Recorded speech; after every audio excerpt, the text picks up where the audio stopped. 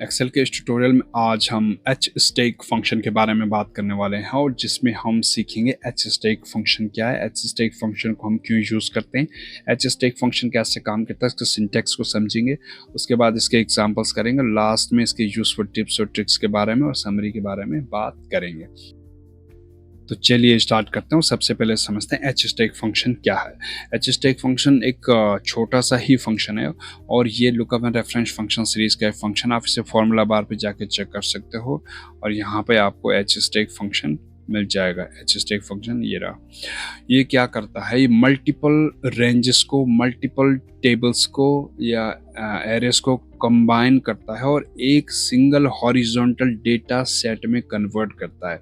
ये side by मतलब अगर मैं आपको समझाऊं, सपोज एक टेबल ये है, सपोज मैं ये समझाऊं एक टेबल इतनी, एक टेबल एक है, ठीक है, फिर दूसरी टेबल है। तो ये क्या करता है, साइड बाय साइड एक टेबल को इसमें डाल देगा, दूसरी टेबल यहाँ पे, तो एक ही डेटा सेट वो बना देगा और सिंगल डेटा सेट में वो पूरी टेबल को कंबाइन कर देगा, चाहे आपने कितनी भी टेबल इसमें सेलेक्ट करी हो। तो ये इस तरीके से काम करता है। और इसकी अगर इम्पोर्टेंस की हम बात करें तो इसमें क्या, वही सेम चीज़ें मर्ज करता है डेटा सेट्स को हॉरिजॉन्टली साइड बाय साइड, और एक सिंगल फॉर्मूले से आप इससे बड़ी आसानी से कर सकते हो जिसका नाम है एच स्टैक। तो और ये क्या करता है, डेटा कंपैरिजन के लिए बहुत ही ज़बरदस्त तरीके से उसके यूज़ कर सकते हो। देखो क्या होता है, आपने एक टेबल ली, ठीक है, एक सपोज एक मंथ की आपने सेल ली, फिर आपने दूसरी शीट से उठाई और एच स्टैक की मदद से और उसके सामने हॉरिजॉन्टली रख दी, तो आप इसे आसानी से कंपेयर भी कर सकते हो। तो आपके पास किसी भी टाइप का डेटा हो सकता है, उससे कंपैरिजन में आप इसका यूज़ कर सकते हो। बहुत अच्छे तरीके से ये काम करेगा। और सबसे बड़ी बात तो ये है कि कॉपी पेस्ट से ये हमें बचाता है, हमें कॉपी पेस्ट करने की ज़रूरत नहीं पड़ती। अगर ये फंक्शन ना होता तो फिर हमें कॉपी पेस्ट करना पड़ता, लेकिन इसके होते हुए हमें ये ज़रूरत नहीं पड़ती। तो हमारा टाइम भी बच जाता है और बहुत अच्छे तरीके से ये काम भी करता है। उसके सिंटैक्स समझे तो सिंटैक्स इसका सिंपल सा है, एरे 1 एरे 2 हमें देना है। मतलब एक टेबल सेलेक्ट करो या लिस्ट सेलेक्ट करो, फिर दूसरी करो, जितनी को भी आपको मर्ज करना है उतनी सेलेक्ट करो। उसके बाद वो सिंगल हॉरिजॉन्टल डेटा सेट में उसको दिखाएगा।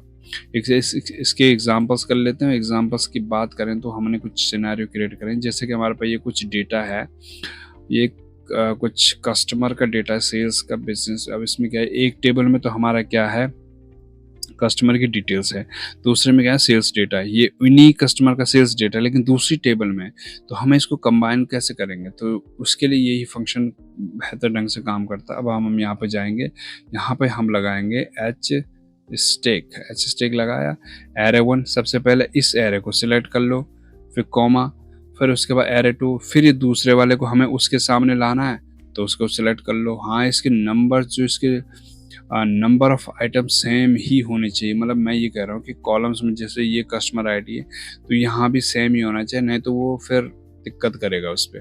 ये सिलेक्ट कर लिया आपने, इसको ब्रैकेट क्लोज और एंटर, और ये देखिए इसने सिंगल डेटा सेट में इसको कन्वर्ट कर लिया। इसमें कन्वर्ट यह करा, ये हो गए पहले टेबल के आइटम, ये हो गया दूसरे के। अभी देखो इसमें आप कितने अच्छी तरह से काम कर सकते हो। आपके पास कस्टमर आईडी भी आ गया, कस्टमर नेम भी, और रीज़न क्या, सेल्स क्या है। तो देखो कितने अच्छे तरीके से इसने एक ही डेटा सेट में इसको कन्वर्ट कर दिया। तो ये कमाल है एच स्टैक फंक्शन का। अगर हम दूसरा इसका करने की कोशिश करें, मेरे पास दूसरा सिनेरियो है, इसमें भी सेम है। इसमें हमने कुछ क्या करना है, हमारे पे प्रोडक्ट इन्फॉर्मेशन से और इसके आगे क्वांटिटी और प्राइस को डालना है। पहले नहीं था, ये दूसरी शीट में था, ये अलग सोर्सेस में हो सकता है आपका। तो हमें इसी के सामने, ये इन्हीं का है तो इन्हीं के सामने हमें सीधे ले जाना है इसको। तो यहाँ पे हम इसका टाइप करेंगे एच स्टैक फंक्शन और एरे 1 सेलेक्ट कर लेंगे, तो यहाँ से सिलेक्ट कर लेते हैं पूरा। फिर उसके बाद जाएंगे एरे 2 सेलेक्ट कर लेंगे, यहाँ से सिलेक्ट कर लेते हैं, ब्रैकेट क्लोज और एंटर, और ये देखिए सारा का सारा डेटा एक डेटा सेट में बड़ी आसानी से आप इसे लेके आ गए।